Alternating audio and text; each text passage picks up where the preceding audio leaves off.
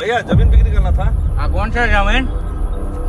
वहाँ से लेके इधर तक बेच जाएगा मालिक। कितना नाम रखा है? 15 लाख। 15 लाख ज्यादा हो गया, 10 लाख में दूंगा। 10 लाख इतना कम में नहीं होगा। चलिए आपका भी नहीं मेरा भी नहीं, 12 लाख रुपए दीजिए। हाँ ठीक है, बाय। पेमेंट दो। फुल पेमेंट है। कम तो नहीं होगा?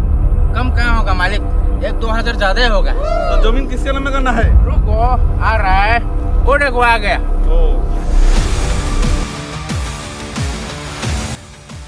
कौन सा जमीन?